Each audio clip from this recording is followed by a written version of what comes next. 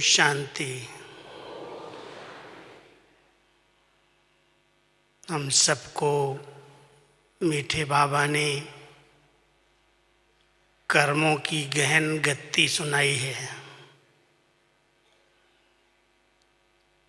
कर्म जो इस कर्म क्षेत्र का बीज है, कर्म के आधार से ही कर्म, अकर्म, विकर्म और सुकर्म बने। जब आत्मा इस सृष्टि रंगमंच पर पार्ट बजाने के लिए आई, शरीर धारण किया और शरीर लेते ही कर्म शुरू हो गए। देखना, बोलना, खाना, घूमना, फिरना, चलना, ये भी तो कर्म ही है। श्वास ले रहे हैं, वो भी तो कर्म है। कोई कहे मैं कर्म सन्यासी हूँ, तो बाबा कहते हैं कर्म क्षेत्र पर कोई कर्म सन्यासी नहीं होता। हो सकता है वो भोजन न बनाता हो, इसलिए कहता है मैं कर्म सन्यासी हूँ, लेकिन कर्म के बिना तो हम कुछ पल भी शरीर में नहीं रह सकते। सांस ले रहे हैं, वो भी तो कर्म है। लेकिन कर्म विकर्म बन गए और उन कर्मों से, विकर्म जो बने उनसे हम मुक्त हो जाएं, उसकी विधियां केवल संगम युग पर बाबा ही हम बच्चों को सिखा रहे हैं, समझा रहे हैं, उसकी विधियां बता रहे हैं। और जितना हम उन्हीं विधियों को अपनाते हैं, उतने हमारे विकर्म, पाप कर्म समाप्त होते जाते हैं। विकर्मों की शुरुआत हुई कैसे? जो इतना बड़ा बोझ आत्मा के ऊपर चढ़ता गया, जबकि आधा कल्प तक सतयुग और त्रेता में कर्म कर रहे थे, लेकिन वो कर्म अकर्म हो रहे थे।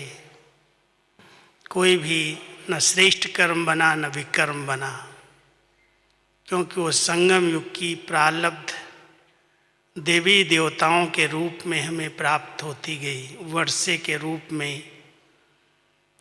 इसलिए जो भी कर्म किए वो सब फल से रहित थे, कर्म अकर्म बने। लेकिन जब द्वापर युग शुरू हुआ और आत्मा देह अभिमान में आई, देह धारण किया, अपने स्वरूप को भूल करके बॉडी कॉन्शियस शुरू हो गया। जो कर्म उसने किया किसी न किसी विकार के अधीन होकर के किया, इसलिए वो विकर्म बन गया।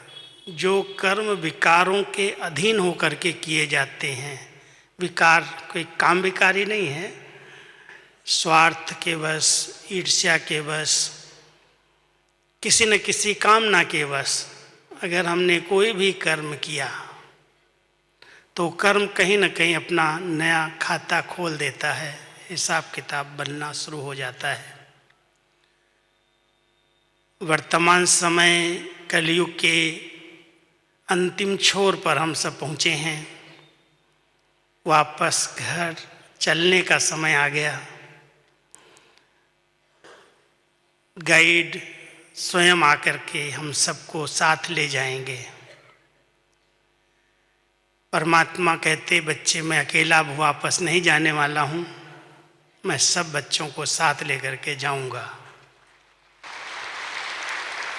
लेकिन साथ चलने के लिए तुम्हें मेरे जैसा बनना पड़ेगा।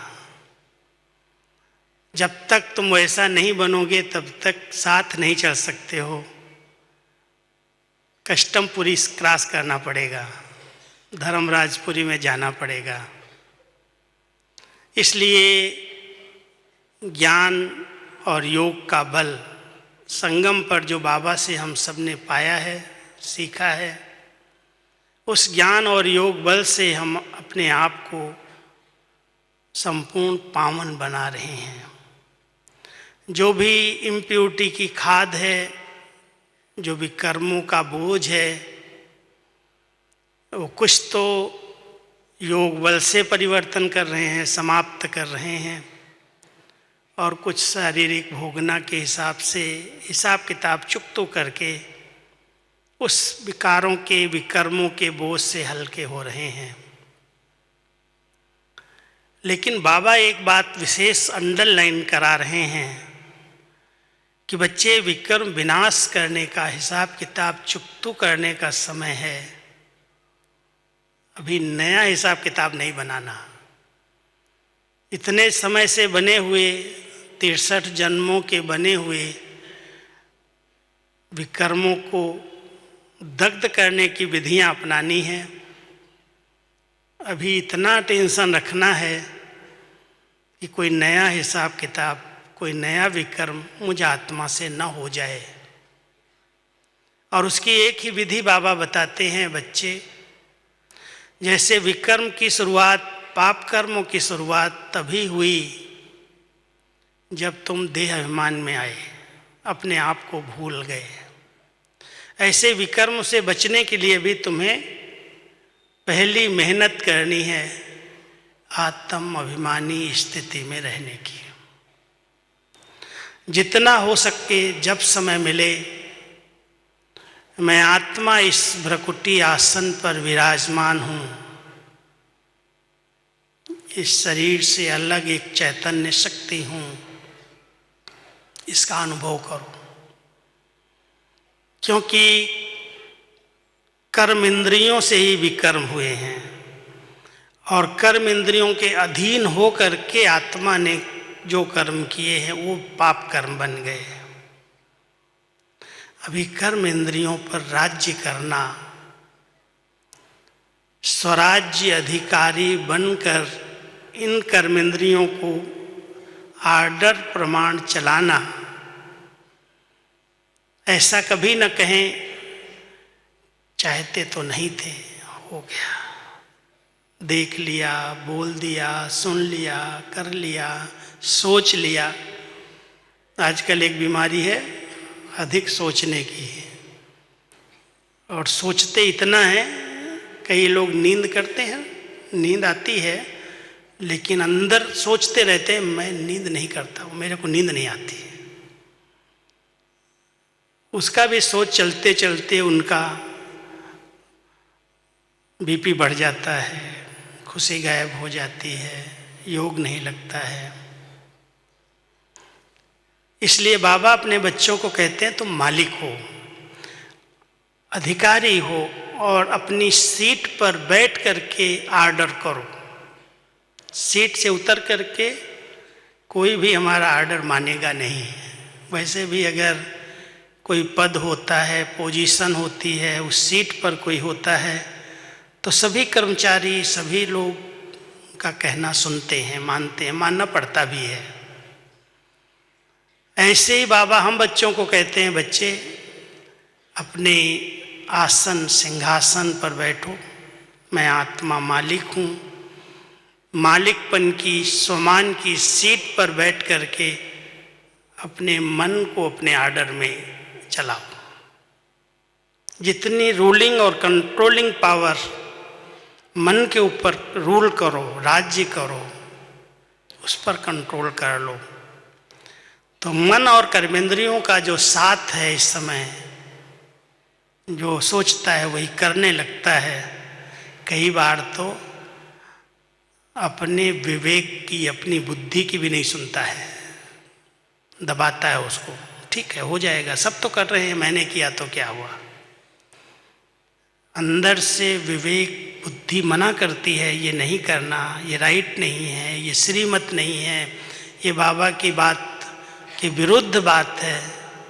फिर भी मन अपनी चलाता है और बुद्धि को दबा करके कर्मेंद्रियों से कर्म कर बैठता है।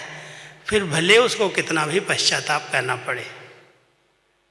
इसलिए बाबा अपने बच्चों को कहते हैं, पहले कहते थे, साकार बाबा की मुरलियों में आता है, माया जीते जगत जीत। बच्चे, मन को जीता नहीं जाता। फिर बाबा ने देखा ये माया माया तो कहते हैं, लेकिन मन पर ही जीत नहीं है इनकी। इसलिए मन जीते जगत जीत कहना शुरू किया अव्यक्त बाबा ने। अब मन को जीतने की विधि क्या है? युद्ध करके तो जीतना नहीं है। युद्ध से जीत करके कोई उस पर राज्य नहीं करना है। लेकिन जैसे कहा जाता है ना, इसने मेरी दिल को जीत लिया, ऐसे ही बहुत स्नेह से प्यार से मन को समझा के उससे बातें करके उसकी खातिरी करके, खातिरी करना आता है, मन को खातिरी करते हो कभी? अच्छे अच्छे विचार, अच्छा भोजन, बहुत शुद्ध संकल्प, खुशी के नशे के करेंगे तो मन बड़ा अच्छा भोजन खा के शक्तिशाली बन जाएगा, आपका कहना मानेगा। इसलिए बाबा कहते हैं बच्चे मन को दमन नहीं करो, अमन नहीं करो, उसको सुमन बना दो। मारने की ज़रूरत नहीं है, दबाने की ज़रूरत नहीं है। लेकिन जहाँ पर भी व्यर्थ और नेगेटिव संकल्पों की रचना हम कर रहे हैं, उस व्यर्थ और नेगेटिव भोजन पहले बंद करो, तब आप मन के मालिक बन सकेंगे।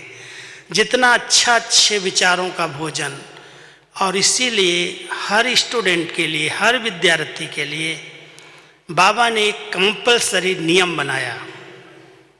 ब्रह्मा कुमार ब्रह्मा कुमारी के लिए एक नियम बना दिया कि आपको कभी भी प्रातःकाल की मुरली मिस नहीं करनी है।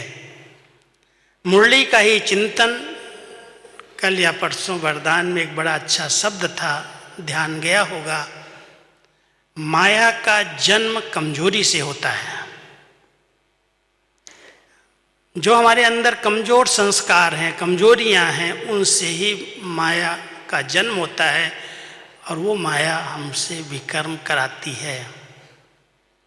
इसलिए कोई भी कर्म वर्तमान समय विकर्म न बने, इतना अटेंशन अपने ऊपर हमें रखना है, और वो न बने उसके लिए अभ्यास करना है।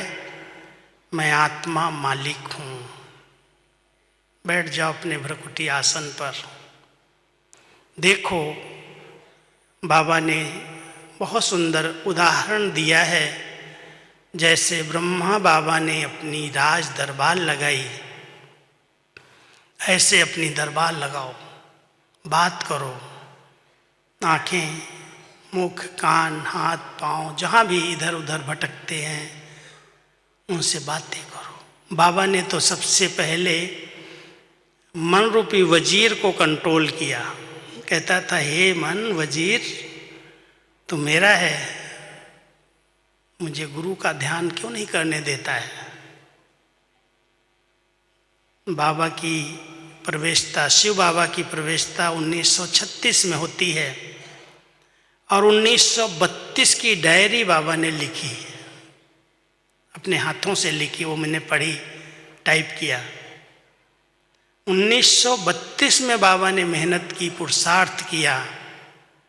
मैं आत्मा मालिक हूँ, मन मेरा वजीर है, ये आँखें, कान, नाक, मुख, कान ये मेरे कर्मचारी हैं। जब भी बाबा अपनी दरबार लगाते थे तो एक एक से हाल चाल पूछते थे। तुम्हारी कारोबार ठीक चल रही है? तुमको क्या चाहिए? बातें करते थे। अपने आप से बातें करना, अपने आप को समझाना, उसकी सुनना और उसको जो चाहिए उसी अनुसार उसको देना। तो हम सब बाबा के बच्चे पहले मन जीत बने, और कर्म इंद्रियों पर जीत हो जाएगी तो कोई कर्म अभी भी कर्म नहीं बनेगा। दो प्रकार से बन रहे हैं, अभी भी बन जाते हैं कई कई ब्राह्मणों से, इसलिए योग नहीं लगता है, खुशी नहीं होती है, उन्नति का अनुभव नहीं होता है। बाबा के बच्चे बनने के बाद भी अतीन्द्रिय सुख का अनुभव नहीं होता है। कारण तो होगा ना कुछ, और वो कारण यही है कि कहीं न कहीं देह अभिमान में आकर के आत्मा कोई न कोई विकर्म कर लेती है। एक तरफ किसी पर भी अगर जरा भी प्रभावित हो गई, प्रभावित होना तो आजकल बहुत जल्दी लोग अपना प्रभाव डाल देते हैं किसी न किसी रूप से। कोई अपनी वाणी का प्रभाव डाल देता है, कोई अपने हाथ की सफाई का प्रभाव डाल देता है, कोई अपने चलन का प्रभाव डाल देता है, अपने गुणों का, अपने सहयोग का,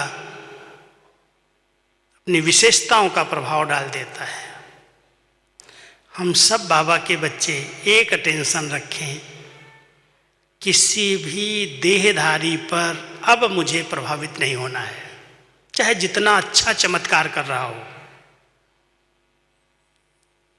चाहे जितनी अच्छी प्राप्तियां करा हो रहा कलयुग के अंदर, लेकिन कोई भी आत्मा अब मुझ आत्मा पर अपना प्रभाव न डाले।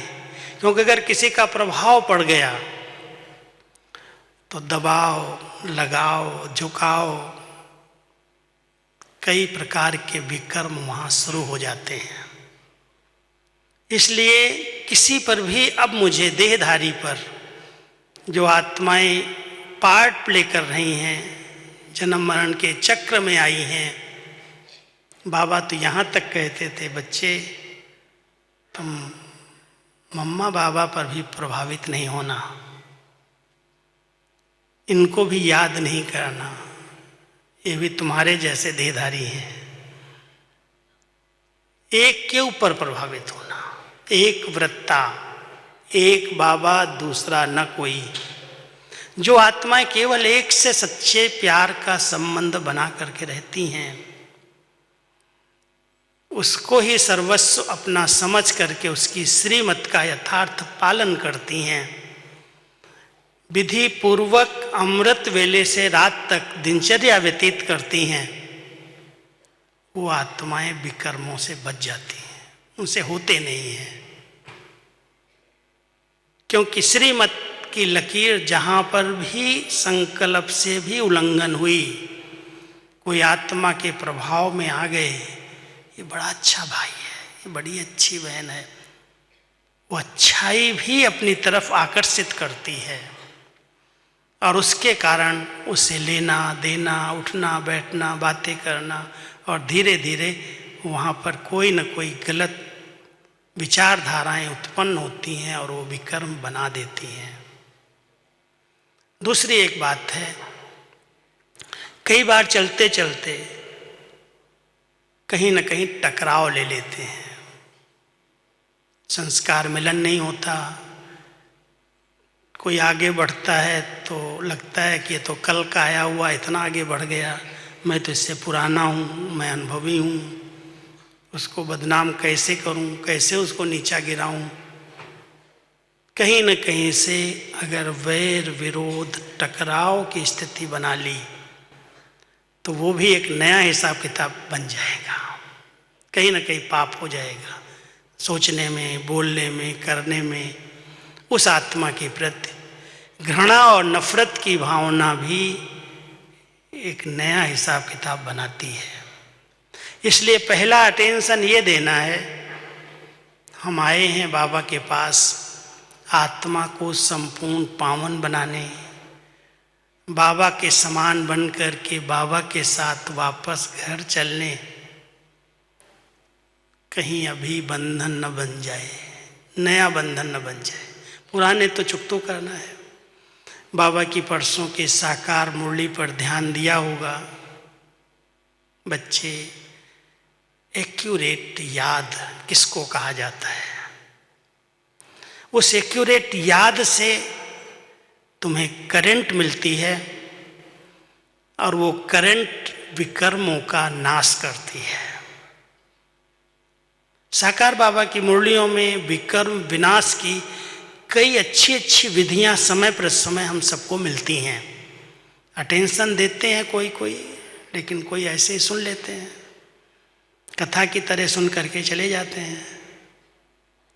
लेकिन जब ध्यान जाता है कि बाबा कितना एक्यूरेट बात बता रहे हैं कि बच्चे, एक्यूरेट याद किसको कहा जाता है? 3 बातें बाबा ने कही। पहले धैर्यता, फिर गंभीरता, फिर समझ। जो बच्चे जब याद की यात्रा में बैठते हैं तो बड़े शांत धैर्यवत होकर के मैं आत्मा जो हूँ जैसी हूँ समझ करके बहुत गंभीर रूप से, गंभीरता ये नहीं है एकदम सूखापन अनुभव। कई बार बाबा कहते हैं मेरे बच्चे जो है ना सूखे योगी हो गए हैं, रमणीकता नहीं है। एक दिन की बात मैं आपको रमणीक सुना देता हूँ। हम लोग योग करते थे तो हमारी दीदी मनमोहिनी योग कराती थी, खुद ही सामने बैठ कर के। छोटा ही सभा छोटी होती थी तो बहुत शक्तिशाली याद में बैठती थी, दृष्टि देती थी, लेकिन उनकी याद में वो नैन उनके गीले हो जाते थे एकदम, ऐसे जैसे कोई प्यार में खो जाता है, समा जाता है। तो एक दिन मुझे बुलाया अपने पास, कहता योग तो तुम बड़ा अच्छा करता है, कैसे करता है? तो मैंने ऐसे कह दिया दीदी जैसे सब करते हैं ऐसे मैं भी करता हूँ। बोला सब कैसे करते हैं? तो कहती योग में चेहरे पर उदासी क्यों आ जाती है, सूखा सूखा चेहरा क्यों दिखाई देता है? तुम लोग गोपी बन करके योग किया करो, उद्धव बन करके नहीं किया करो। अब गोपी और उद्धव की कहानी हमें नहीं मालूम थी। कहती है गोपियां भगवान के साथ डांस करती थी, उसके साथ छेड़खानी करती थी, प्यार करती थी, बातें करती थी और उस रमणीकता से उसको याद करती थी, उसके प्यार में खो जाती थी, शुद्ध बुद्ध भूल जाती थी, मुरली पर दीवानी थी। एक जगह मुरली बज रही है, भागे आवाज़ सुनते ही। वो रस था, वो प्यार था, वो योग यथार्थ है। और उद्धव समझता था अरे भगवान इतना बड़ी हस्ती, इसके साथ ये लोग इतना क्या कर रही हैं, उनको गुस्सा आता था। नॉलेजफुल था, ज्ञानी था, समझदार था, वो उस साधारण रूप में वो नहीं देख सकता था कि हंसें बहलें मटकी फुड़वाएं ये करें वो करें, तो उसको बड़ा खराब लगता था। बड़ा सूखा योगी एकदम ज्ञानी था। तो दीदी ने कहा तुम लोग उद्धव की तरह योग नहीं किया करो, बहुत प्यार से गोपी बन करके मिलन मनाओ, प्यार से बातें करो। उसमें भी गंभीरता जरूरी है, अंदर की आत्मा बिल्कुल गंभीर होकर के बाबा को यथार्थ पहचानते हैं। ऐसे नहीं कोई अलबेले होकर के जिसने जो कह दिया उसको हमने भगवान मान करके उसको याद करना शुरू कर दिया। नॉलेजफुल हैं, बाबा को नाम रूप गुण कर्तव्य धाम सब तरह से पहचान करके याद करते हैं, समझ से याद करते हैं। लेकिन उसके अंदर बाबा ने बहुत अच्छा शब्द प्रयोग किया था, जो बच्चे मुझे बहुत प्यार से याद करते हैं उन्हें मैं स्पेशल सकाश देता हूँ। वो सकाश बाबा की मिले, वो करंट मिले, उस करंट से उस सकाश से विकर्म विनाश होते हैं। अब विकर्म विनाश होते हैं तो उसकी कुछ निशानियां भी दिखाई देनी चाहिए। हम 10 साल से 15 साल से 20 साल से 50 साल से योग कर रहे हैं,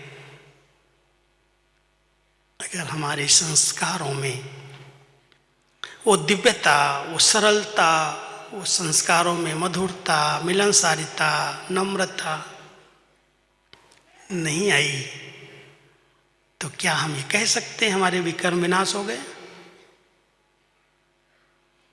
विकर्म विनाश की निशानी ही ये है कि आत्मा बहुत हल्की हो जाएगी। जैसे कोई बोझ उतर जाता है ना किसी के ऊपर से, कर्ज हो, बोझ हो, उतार दिया जाए, उसे ले लिया जाए तो कितना हल्कापन आ जाता है, कितनी आंतरिक खुशी रहती है। हल्कापन, खुशी ऐसे जैसे उड़ रहा है, जमीन पर पाँव नहीं है। हम सब अगर यथार्थ एक्यूरेट बाबा को याद कर रहे हैं और बाबा की करंट आ रही है तो वो करंट, वो सकाश आत्मा को बहुत हल्का बना देती, लाइट कर देती है। वो अंदर की खुशी दिखाई देती है, चेहरे पर भी वो रौनक दिखाई देती है। उसके विचारधाराएं बहुत पवित्र और शुद्ध होने के कारण उसका आभा मंडल भी बहुत बढ़िया हो जाता है। उसके समीप आने वाली आत्माओं को भी उसकी दृष्टि से, उसके हाव भाव से, उसके वाइब्रेशन से बहुत अच्छे सुखद अनुभव होते हैं। उनके समीप लोग आना चाहते हैं, बहुत अच्छे लगते हैं। हम अपनी दादियों को देखते थे। हमारी एक दादी थी, नाम तो सुना होगा आपने, परदादी कहते थे हम निर्मल शांता दादी को। सब दादियों की बड़ी निर्मल शांता दादी परदादी थी। वो जब पांडव भवन में रहती थी ना, तो लास्ट दिनों में कुछ समय पांडव भवन में उनको व्हील चेयर पर ही घुमाते थे पांडव भवन में। और जब वो कमरे से निकलते थे तो चारों तरफ से लोग उनको देखने के लिए, उनके वाइब्रेशन लेने के लिए घेर लेते थे, ऐसे घेरा जैसे बना लेते थे। उनकी प्यूरिटी, उनका स्नेह, उनकी निश्चल भावना, वो पावन आत्मा जो विकर्मों पर जीत प्राप्त कर ले, उसके वाइब्रेशन ऐसे थे जो लोग उनके दर्शन करना चाहते थे, उनसे दो शब्द सुनना चाहते थे, उनकी दृष्टि लेना चाहते थे। ये विकर्म विनाश की बहुत अच्छी स्टेज है। हम कहें हमारे विकर्म विनाश हो गए, अभी मेरे से कोई विकर्म नहीं हो रहा है। बाबा कहता है जिस दिन पूरे विकर्म विनाश हो जाएंगे ना, इस शरीर भी नहीं रहेगा, आत्मा एकदम पावन बन के उड़ेगी। हम सब वो अभ्यास करें योग में, बाबा के प्यार में समाने का, उसकी याद में खो जाएं, तो ये विकर्म विनाश होंगे और आत्मा संपूर्ण पवित्र स्वच्छ बनती जाएगी, निर्मल हो जाएगी।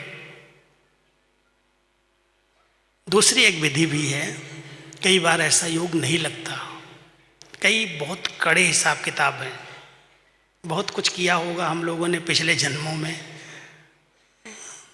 जब शासन मिलता है तो शासन का कभी कभी दुरुपयोग भी होता है। तो द्वापर युग में विकारों के अधीन होकर के शासन मिला, राजाई मिली, और राजाओं ने कितने पाप किए होंगे, विकर्म किए होंगे, दूसरों को सताया होगा, किसी न किसी रूप में अगर कुछ किया, कोई ऐसा कर्म किया है तो बहुत कड़ा हिसाब किताब, बहुत बड़ा विकर्म बनता गया। और अंत समय में हम बैठते हैं बाबा को याद करने, तो विकर्मों का बोझ वो योग की गहन अनुभूति करने नहीं देता, योग लगने नहीं देता। बैठते हैं बेचारे, कहते क्या कहो, योग ही नहीं लगता, इधर भटक जाती, उधर भटक जाते, कहीं तो इतना अंदर क्या योग में बैठूं, और तूफान आते हैं। बाबा कहता बच्चे घबराओ नहीं, प्रैक्टिस नहीं छोड़ो, अभ्यास करते चलो, एक न एक दिन अच्छा अनुभव हो जाएगा।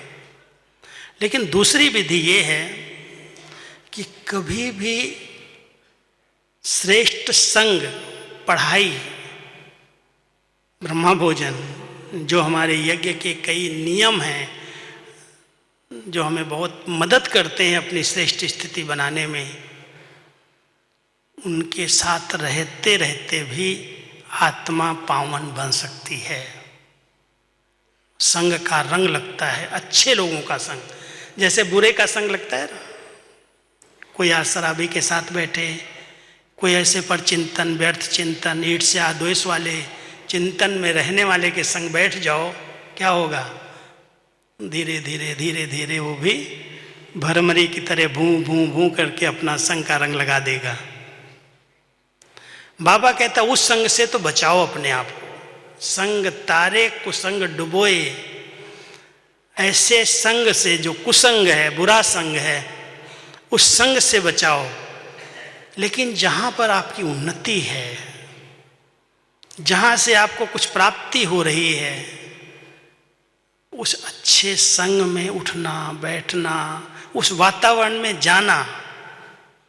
कई लोग लॉकडाउन के अंदर 2 साल की प्रैक्टिस के अनुसार लाख हो गए अपने घरों में, अभी भी सेंटर पर ही नहीं जाते, संग नहीं मिलता अच्छा। परिवार नहीं मिलता, बाबा का स्थान नहीं मिलता, बहनों का प्यार, उनके द्वारा ब्रह्मा भोजन टोली नहीं मिलती, आत्मा पावन कैसे बनेगी, विकर्म कैसे विनाश होंगे। इसलिए सबको ध्यान देना चाहिए। कोई कारण था तब वो रोका गया, भाई क्लास में नहीं आना, अभी वो कारण खत्म हो गया, लेकिन बहानेबाजी का कारण फिर शुरू हो गया। इसलिए कोई भी ब्राह्मण आत्मा को अगर संपूर्ण पावन बनना है, विकर्मों को समाप्त करना है, तो श्रेष्ठ संग से अपने को किनारा नहीं करना। संगठन में जाना, बैठना, एक दूसरे से सोन्नति के बारे में चिंतन करना, अनुभव सुनना, मुरली सुनना, क्लास में बैठना, इससे भी धीरे धीरे उस संग का रंग आत्मा को विक्रमाजीत बनाता है, विकर्मों से मुक्त कर देता है। बहुत अच्छा मिसाल मैं आपको बताता हूँ। जैसे एक मूर्ति जो है, एक मूर्तिकार गढ़ता है, तैयार करता है। एक देवी देवताओं की मूर्ति जो बनती है, एक पत्थर को कितना तराशते हैं, कितना उसको छेनी हथौड़ी से ठोकते हैं, कट करते हैं, फिर मूर्ति तैयार होती है, पूजनीय बनती है। और दूसरी भी एक मूर्ति बन जाती है जो सागर में, शायद आप लोगों ने कभी देखा हो, सागर के अंदर जो पत्थर होते हैं, वो पत्थर सागर के पानी की लहरों के साथ साथ ऊपर आते, नीचे जाते, टकराते हैं बार बार। तो टकराते टकराते आपस में एक दूसरे के साथ घिसते घिसते वो इतने चिकने हो जाते हैं जो शालिग्राम के रूप में, शिवलिंग के रूप में पूजे जाते हैं। ये संग के रंग का प्रभाव। एक जगह मैं गया था, मॉरिशस में एक स्थान है, तो वहाँ हजारों ऐसे ढेर लगा था शालिग्राम का, छोटे छोटे, बहुत सुंदर लग रहे थे, चिकने चिकने एकदम। फिर जब सागर के पास ले गए तो कहा देखो कैसे शिवलिंग, ये शालिग्राम तैयार हुए हैं। कितने छोटे छोटे पत्थर बह करके ऊपर तक आते थे पानी की लहरों में, और फिर लहराते लहराते फिर नीचे चले जाते थे, फिर आते थे, फिर नीचे जाते थे, और बार बार रगड़ खाते खाते वो इतने सुंदर चिकने बन गए जो लोग उनको मंदिरों में ला करके शालिग्राम के रूप में पूज रहे हैं। तो ऐसे शालिग्राम तो हम बन सकते हैं ना। योग नहीं लगता है, क्या करूं, मज़ा नहीं आता है, नहीं लगता है। बाबा कहता है क्यों टेंशन लेते हो, बिंदु बिंदु कह करके कई इतना बोर हो जाते हैं जो बात मत पूछो। बिंदु रूप स्टेज नहीं बनती, क्या करूं मैं। बाबा कहता है ये सोच सोच करके भारी क्यों होते हो। अरे बाबा से बहुत प्यार से रूह रियान करो, बातें करो, पिकनिक करो बाबा के साथ, मनोरंजन के रूप में योग करो। इतनी श्रेष्ठ जीवन दी है, भाग्य विधाता ने इतना ऊंचा भाग्य बनाया है। भाग्य का चिंतन करो, प्राप्तियों का चिंतन करो, ज्ञान के खजाने का चिंतन करो। उस श्रेष्ठ चिंतन में रहते रहते आत्मा अपने आप व्यर्थ से मुक्त हो जाएगी। संस्कार धीरे धीरे बदल जाएंगे।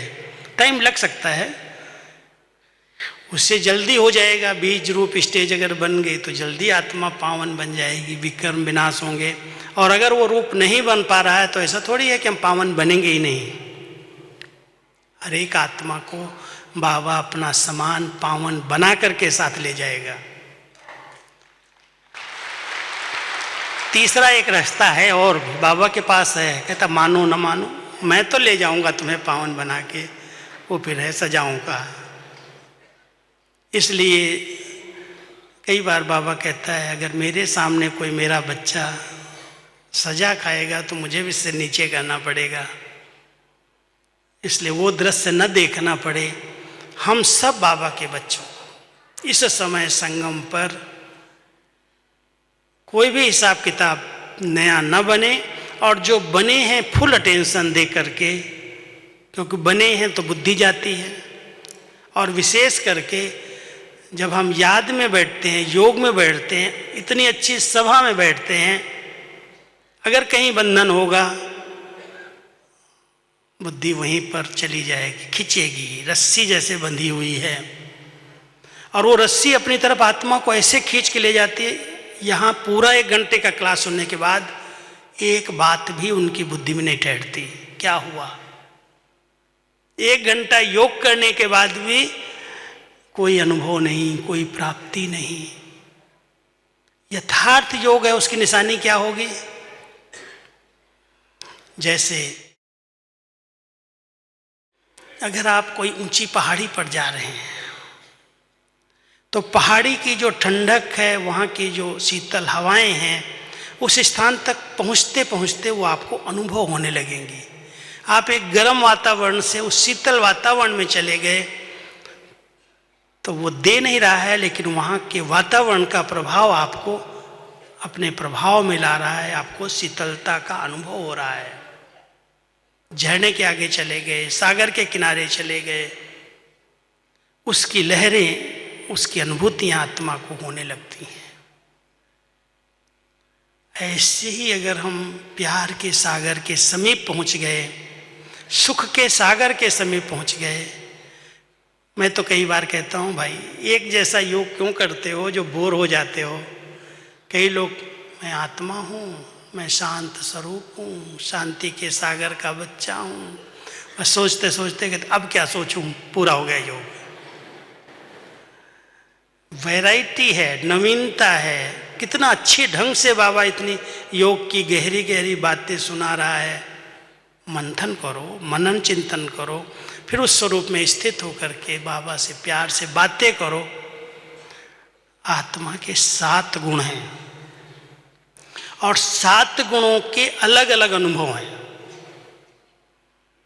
कभी ज्ञान स्वरूप स्थिति है, ज्ञान का मनन चिंतन है, ज्ञान सागर के द्वारा कितना सुंदर ज्ञान मिला है, सृष्टि के आदि मध्य अंत का ज्ञान, 3 कालों का, 3 लोकों का ज्ञान, अपने पुनर्जन्म का ज्ञान, कर्मों का ज्ञान। अरे ज्ञान सागर ने एक एक बच्चे को ज्ञान रत्नों की थालियां भर भर करके दी है। कितना दिया है, अगर चिंतन तो करो, कितना नशा चढ़ता है। मेरे पास कोई दुनिया का ज्ञान नहीं है, बाहर का ज्ञान मैंने पढ़ा नहीं है, किताबें भी नहीं पढ़ी है, लेकिन 50 साल बाबा की मुरलियाँ ही पढ़ी है और कुछ नहीं पढ़ा है। और कभी कभी ऐसा रूहानी नशा चढ़ता है, बाबा तूने तो उस दिन कहा ना, फूड मिनिस्ट्री, एजुकेशन मिनिस्ट्री, सब प्रकार की मिनिस्ट्री, इंजीनियरिंग, सब कुछ साइंस, सब पढ़ा दिया बाबा ने। एक एक बात में अपने बच्चों को अपने समान नॉलेजफुल बना दिया, त्रिकालदर्शी बना दिया, त्रिलोकीनाथ बना दिया, त्रिनेत्री बना दिया। हम सब बाबा की मुरलियों का अच्छा अध्ययन करें, ज्ञान सागर के ज्ञान की लहरों में लहराना सीख जाएं। वो लहराते लहराते आत्मा पावन बन जाएगी। अपने आप व्यर्थ संकल्प बंद होंगे। कोई भी संस्कारों की जो कड़े संस्कार बने हैं उसका कारण क्या है? पहले चिंतन में बात आई, पहले संकल्प में आई, फिर संकल्प से वाणी तक आई, और संकल्प और वाणी का प्रभाव कर्म पर पड़ा, कर्म कर लिया। और कोई भी कर्म जब बार बार किया तो उसका कड़ा संस्कार बन गया। कहते क्या करूं, मेरी आदत ऐसी है, मेरे संस्कार ऐसे हैं, मैं चाहता नहीं हूं, मेरे से हो जाता है, मेरी नेचर ही ऐसी है। नेचर बनाई किसने? हमने सोचा, हमने उस पर चिंतन किया, उसका वर्णन कर लिया, और फिर वो बार बार कर्म कर लिया, वो संस्कार बन गया। आज कितना समय से ज्ञान और योग की क्लासेज हम लेते हैं, लेकिन अभी तक भी जो दृष्टि की पवित्रता है, वृत्तियों की शुद्धता है, बोल की मधुरता है, स्वभाव की सरलता है, आई है? चेक करना।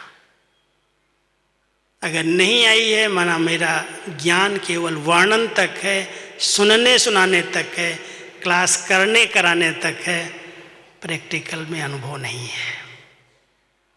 आत्मा में अगर दिव्यता नहीं आई, अगर अलौकिकता नहीं आई, अगर दृष्टि की शुद्धता पवित्रता नहीं आई, तो ज्ञान का चिंतन, ज्ञान का सुमिरन, ज्ञान का स्वरूप कैसे कहेंगे? तो कम से कम इस पर विचार करना चाहिए, आपस में राय करनी चाहिए, अंदर अंदर विचार करके कि ज्ञान सागर की, ज्ञान की लहरों से मैं आत्मा लहराती हूँ। रोज मुरली का श्रवण करती हूँ, उस पर चिंतन करती हूँ, फिर आत्मा ज्ञान स्वरूप, ज्ञानी तू आत्मा जो भगवान को प्रिय है, ऐसी ज्ञानी तू आत्मा मैं क्यों नहीं बना, क्यों नहीं बनी? चिंतन करो, कभी ज्ञान स्वरूप बन करके, कभी पवित्र स्वरूप बन करके, पवित्रता का सागर मेरा बाबा, मैं उसकी संतान, कितनी स्वच्छ, कितनी निर्मल, पवित्र, कोई देह संबंध का बंधन नहीं, नयन कमल, मुख कमल, कर्ण कमल, ये सब कमल के समान न्यारे और प्यारे बन गए। पवित्र स्वरूप होके पवित्रता के सागर की किरणें लो, कभी शांति के सागर से अपने जो सांसें चल रही हैं, जो पल्स चल रही हैं, उस पर ध्यान दो, कितनी नॉर्मल हैं, एक रस हैं, ज़्यादा फास्ट नहीं है, ज़्यादा स्लो नहीं है।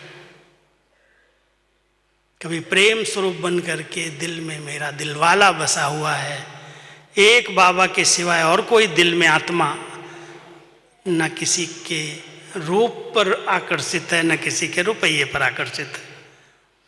दिल बड़ी जल्दी भटक जाती है, या तो किसी के देह के रूप पर या किसी के पैसे पर भटक गई। इसलिए हम सब कभी प्रेम स्वरूप होकर के प्यार के सागर में दिलवाला की याद में खो जाएं, कभी सुख स्वरूप बन करके सुख का अनुभव करें, अतीन्द्रिय सुख जो इंद्रियों से परे है, जितना आत्मिक स्वरूप में स्थित रहते हैं उस सुख स्वरूप स्थिति का अनुभव होने लगता है। कभी आनंद स्वरूप का अनुभव करें, जो प्राप्तियां हुई सुख से भी ऊपर की प्राप्तियां। सुख के भेंट में तो कभी दुख भी आ गया, आनंद की भेंट में क्या है?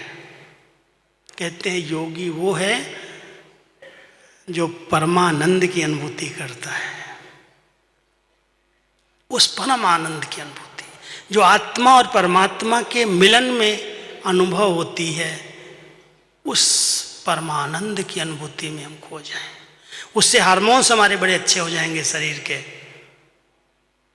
कभी शक्ति स्वरूप बन करके, सर्वशक्तिमान बाबा की किरणें सर्व शक्तियों के रूप में मेरे ऊपर आ रही हैं। वैरायटी है, नवीनता है, सिर्फ प्रैक्टिस चाहिए, अभ्यास चेंज करने का।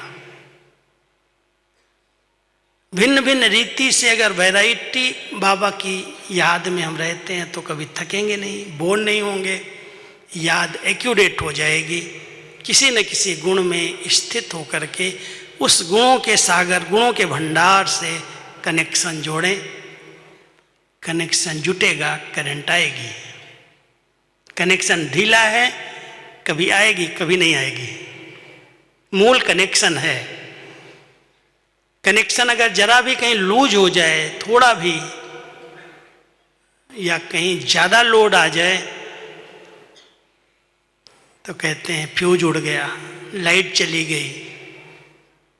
अगर बाबा की लाइट नहीं मिल रही है, करंट नहीं मिल रही है, इसका मतलब है या तो अपने ऊपर लोड ले लिया है। बाबा कहता है लोड सबसे बड़ा कौन सा है? मेरे का लोड, मेरी जवाबदारी, मेरी सेवाएं, मेरी सेवा, मेरी नौकरी, मेरा बिजनेस, मेरे बच्चे, मेरा परिवार। तो ये मेरे का बोझ जो है आत्मा को योग लगने नहीं देता। इसलिए सब बाबा के बच्चे हैं। जब बाबा को पहचाना है, अरे शिव बाबा के ऊपर क्यों नहीं बलि चढ़ जाओ, बाबा तू बैठा है, मुझे क्या करना। शिवरात्रि पर आए हो ना सभी, बाबा की 87 शिव जयंती हम मना रहे हैं, तो सब बाबा के बच्चे, तू मेरा संसार है, जहाँ भी मेरा है बाबा तू बैठा है, तुम जान, ये सब तेरा है, ये सब तेरा है। हल्के हो जाओ, लाइट हो जाओ, बहुत अच्छे अच्छे अनुभव होंगे। करंट अपने आप आएगी, कनेक्शन जुटेगा। लेकिन जहाँ पर भी समझ लिया क्या करूँ, मेरा संस्कार है, मेरी कमी है, मेरी कमजोरी है। कई आत्माओं को ये भी बहुत मेरापन, मैंपन आता है, जो बहुत जल्दी या तो ऊपर उठ जाते हैं और या तो एकदम नीचे चले जाते हैं। ऊपर उठे तो अहम आ गया, मेरे जैसा योगी कोई नहीं है, मेरा जैसा अनुभव किसी को नहीं है, मैं बड़ा अच्छा अनुभवी हूँ, मैं बहुत बड़ा योगी हूँ, मेरे संकल्प सिद्ध होते हैं, सोच लेता हूँ, हो जाता है, अहंकार आ जाता है व्यक्ति को। और दूसरी तरफ अगर नहीं अहंकार आया, मैं क्या करूँ, मेरा तो कोई पूछता नहीं है, मेरा तो योग ही ठीक नहीं, शायद मेरा भाग्य ऐसा है, ड्रामा ही ऐसा है मेरे लिए, निराशा, उदासी, दिल शिकस्ती। बाबा कहता है इसको मैं को मारो, इस मेरेपन को मेरे पर समर्पित कर दो, तुम मेरे बच्चे बिल्कुल लाइट हो जाओ, हल्के हो जाओ। बाबा बैठा है, सब ठीक करेगा।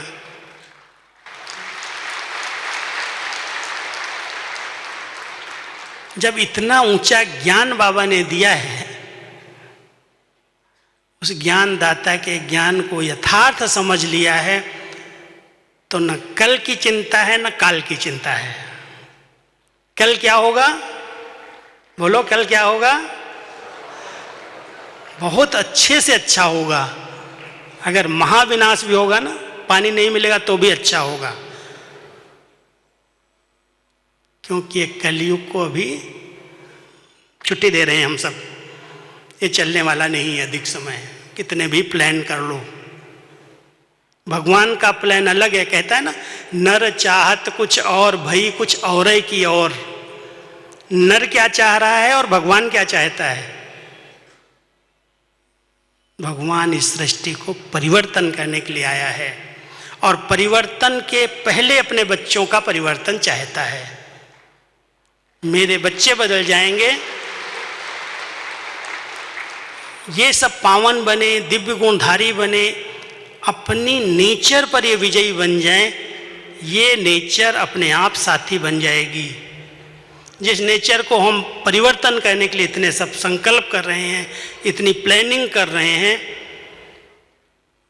वो सब पांचों तत्वों की जो नेचर प्रकृति है, वो प्रकृतिपति आत्मा के अधीन आ जाएगी। लेकिन जब हम अपनी प्रकृति पर, अपने संस्कारों पर, अपने स्वभाव वाली नेचर पर विजय प्राप्त कर लेंगे। योगी वो है जिसने अपनी नेचर पर विजय प्राप्त की है। ऐसे नहीं क्या करूं, मेरी नेचर है बोलना, हंसना, खाना, किसी की बात को कट कर देना, जोश में आ जाना। बाबा कहता है इस नेचर का परिवर्तन करो, ये नेचर तुम्हारी नेचुरल नहीं है।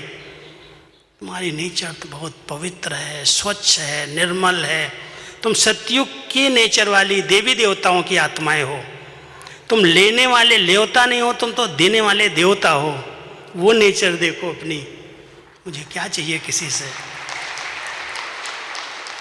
जिस दिन वो नेचर नेचुरल बन गई, जिस दिन आत्माभिमानी स्थिति में रहने की नेचर नेचुरल बन गई, उस दिन ये नेचर, जल, वायु, अग्नि, पृथ्वी, आकाश सब हमारे कंट्रोल में आ जाएंगे।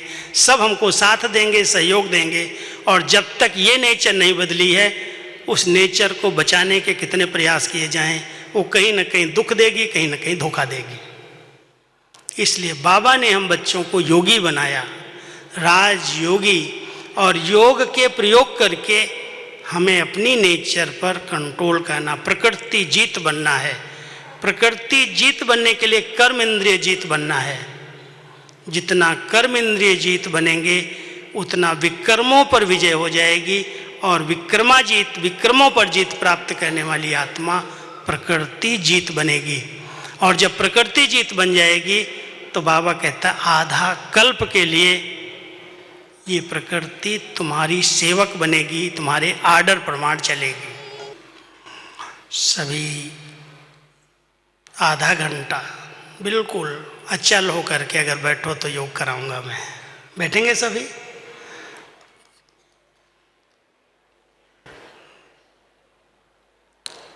योग के लिए 4 प्रकार की एकाग्रता।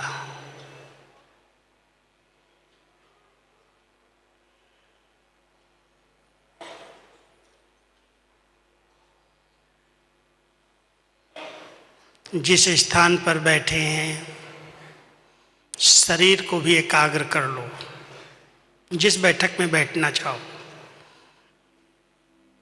बहुत आराम की मुद्रा में। पहली है शरीर की एकाग्रता, हलचल न हो शरीर में। जिस आराम की स्थिति में बैठ सकते हो बैठो, अलबेला नहीं, अलर्ट हो करके। दूसरी एकाग्रता है अपने संकल्पों की, मन की एकाग्रता। तीसरी है बुद्धि की, बुद्धि से एक दृश्य इमर्ज करो, संकल्प को वहां टिका दो। और चौथी एकाग्रता है भावनाओं की, दिल की।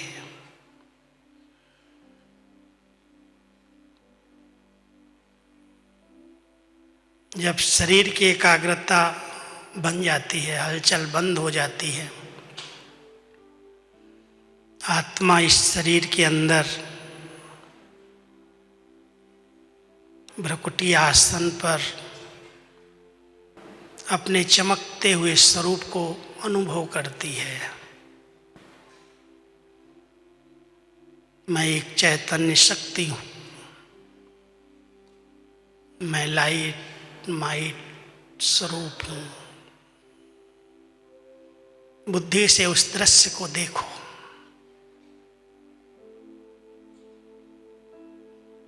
अपने स्वस्वरूप का दर्शन करो, स्वधर्म में स्थित हो जाओ।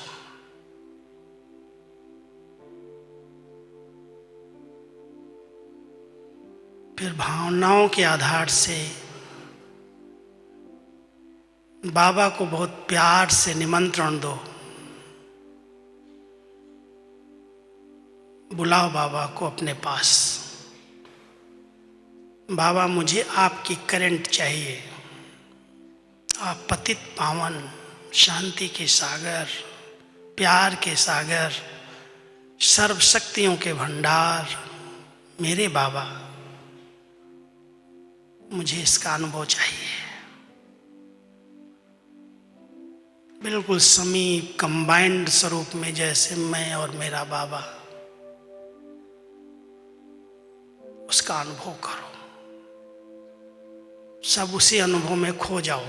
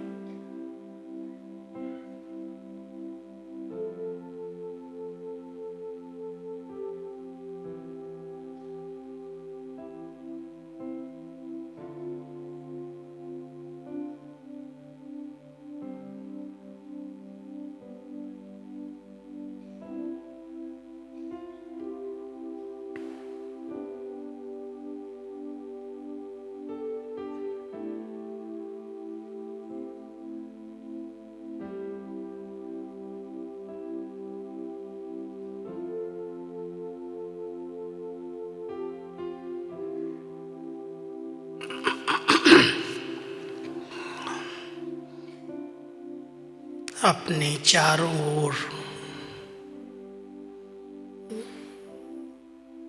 लाइट का आभा मंडल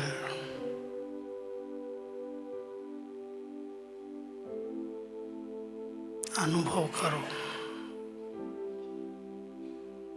मैं आत्मा इस स्थूल शरीर से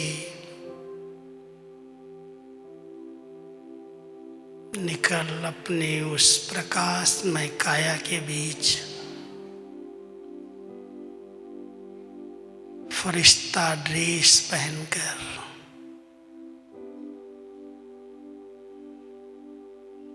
बाप दादा के बिल्कुल समीप अव्यक्त वतन में, लाइट के वतन में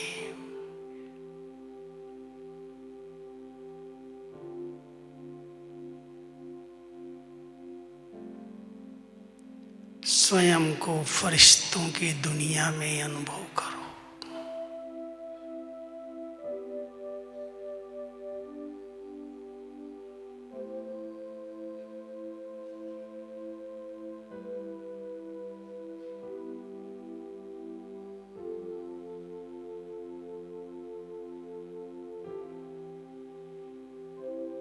फरिश्ते विश्व के रक्षक हैं।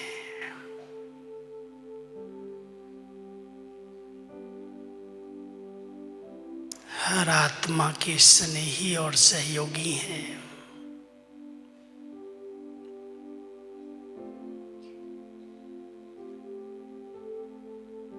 अपने फरिश्ते स्वरूप द्वारा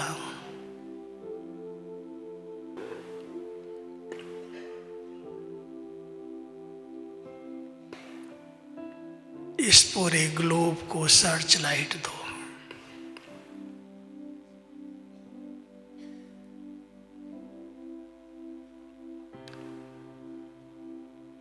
शांति, शक्ति,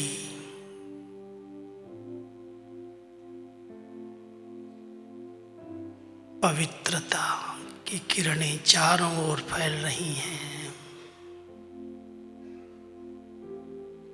हर आत्मा उस सहारे का अनुभव कर रही है।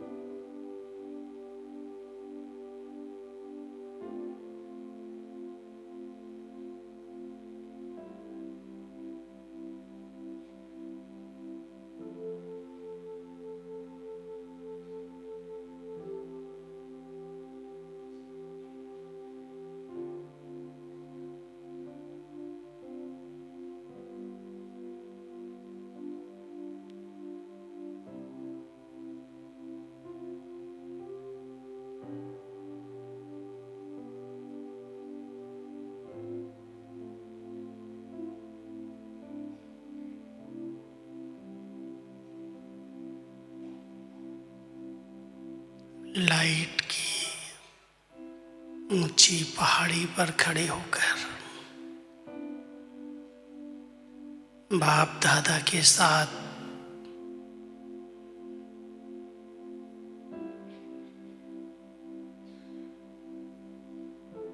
विश्व कल्याण की बेहद सेवा के लिए मैं निमित्त आत्मा हूं।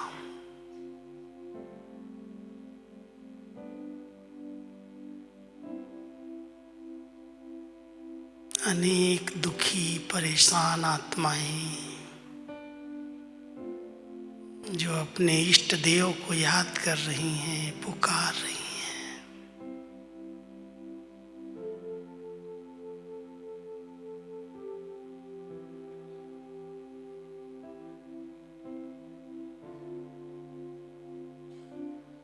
उन्हें अपना दिव्य स्वरूप अनुभव करा दो।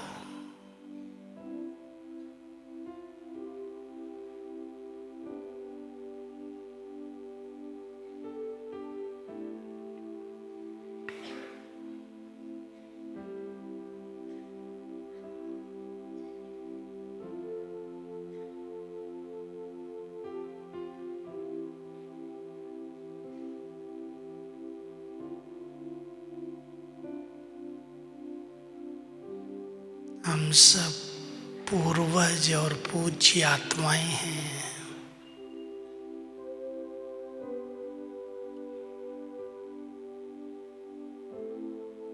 पूरी वंशावली को शक्ति देने वाली, उन्हें गाइड करने वाली,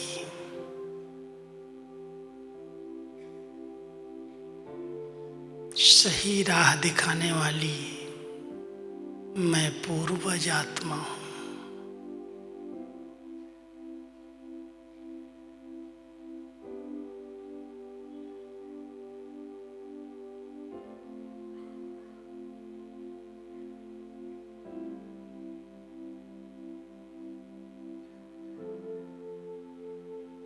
जो कर्म मैं करूंगी मुझे देख सब करेंगे।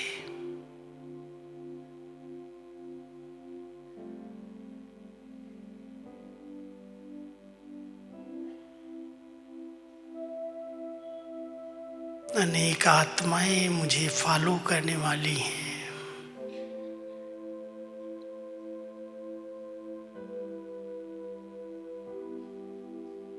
इसलिए अपने संकल्पों पर, अपनी सूक्ष्म वृत्तियों पर भी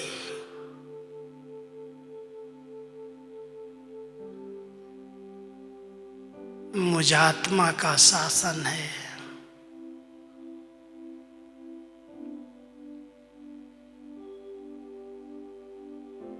मेरी सूक्ष्म वृत्तियां इस पूरे विश्व के वायुमंडल को परिवर्तन करने वाली हैं।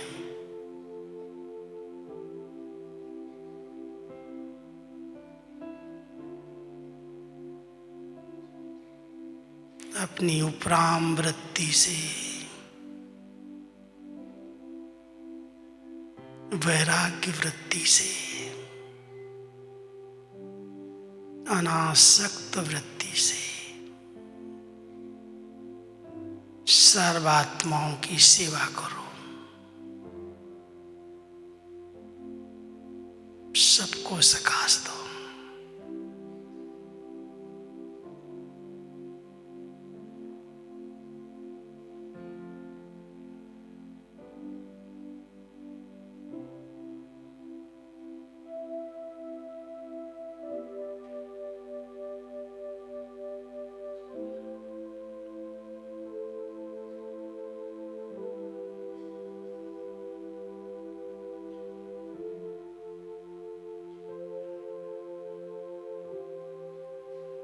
वृक्षपति बाप के साथ अपने तपस्वी स्वरूप में स्थित होकर